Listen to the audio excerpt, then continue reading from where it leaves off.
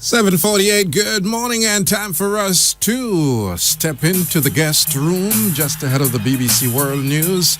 We'd like to welcome Mr. Ryan Taylor, founder and CEO of Task Property Appraisals, a soon-to-be real estate broker, part-time lecturer at UTech, past president of the Association of Land Economy and Valuation Surveying, past chairman of the Construction Industry Council, current chairman of the Disciplinary Committee of the Real Estate Board. I could go on and on. Let's say good morning, Mr. Taylor. Welcome to the guest room. Welcome to Radio Jamaica. Good morning. Good morning. Morning to you. Morning to you. Man, Yes. I am reading those titles, Ryan, and I'm saying, man, this man must have been born with a gold spoon in his mouth to reach all of those lofty heights. Talk to me about how you came up. Well, first of all, I must say God is good. I've had great people in my life. It really started from when I was young. My mother, I'm speechless about her. She believed in me, even when I was slow, and she was able to point me in the right directions, to help me develop myself. And then Was she a teacher? No, actually she was just a regular worker, just like anybody else.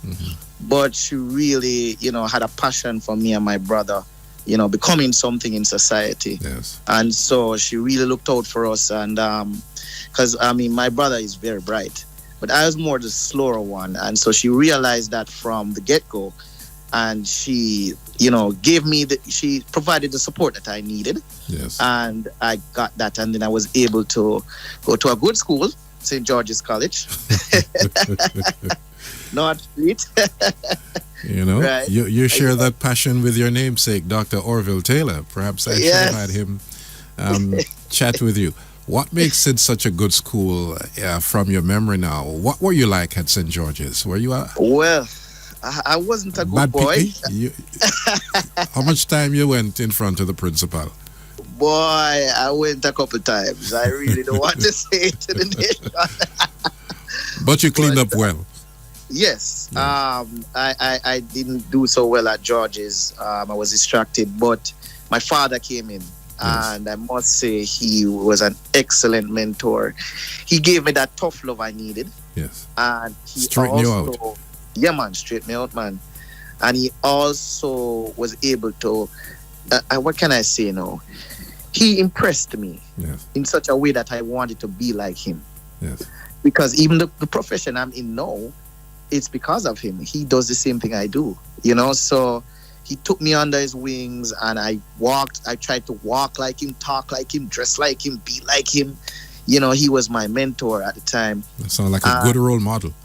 Yes, man. Great. I heard you actually worked for him, not just with him. Boy, that was an experience. How was that? How'd you get that job? And walk me through the process.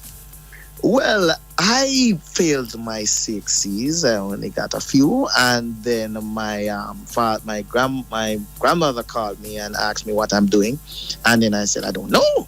So she said, okay, I'll call you back. And less than 2 seconds, my father called me and said, listen, come in for an interview. Grandma set it up. Yeah, but I went in for the interview, and I'm telling you, Did he you ripped dress me. for an interview? I had to dress. Shirt and tie? My father, yes, man. My father acted as if he didn't know me. Yes, man. He really did Grilled a you. formal interview. Yes, man. And he said to me that, listen, you're going to work with me, but you're not going to be treated special. You're going to be a regular staff. As a matter of fact, don't call me daddy. I'm Mr. Taylor. Man, that was rough, but I needed it. Yes. I needed it. And it was a turning point in my life. So I sent myself back to school under his mentorship, and I did not fail from that. Yeah. That was the last time I actually failed.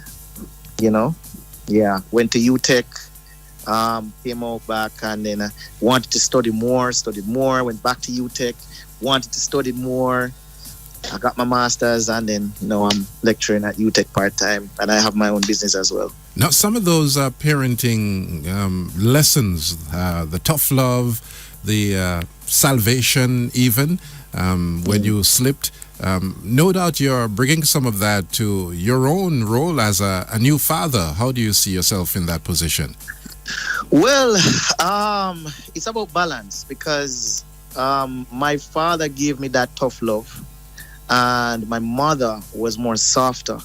So you don't really want too much tough love because you'll become kind of, hit the world kind of vibe. Yeah. And but at the moment, with that too much softness, then you can become spoiled. So you see, the role of a mother and a father is very integral in a child's life. Balance, yes. Yeah, it's to create that balance, and so I got that balance, and that's what I'm gonna try my best to get with my son, to have that balance for him from his mother and me, in terms of tough love, but at the same time, balance it with soft love. Ryan, the universe gives us exactly what we need, and because you are such a challenging son, you get a son to raise. Yes, I get a son. Well, what's your vision? Yeah. Talk to me. My vision?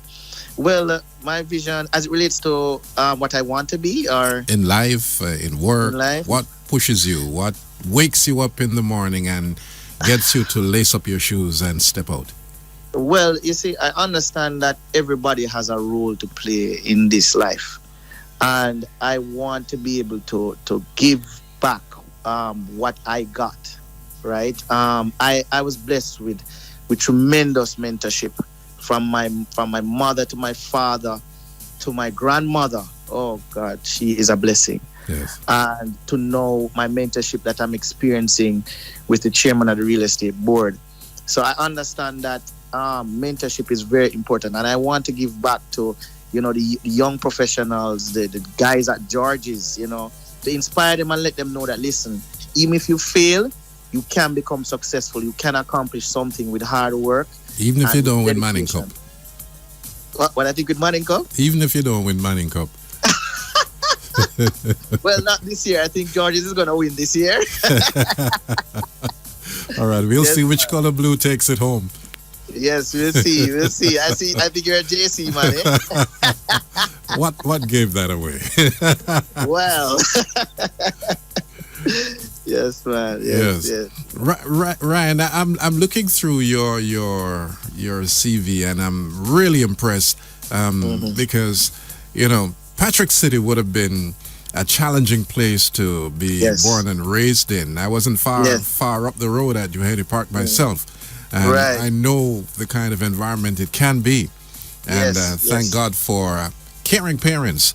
No doubt you appreciate the role of parenting in the direction that kids go.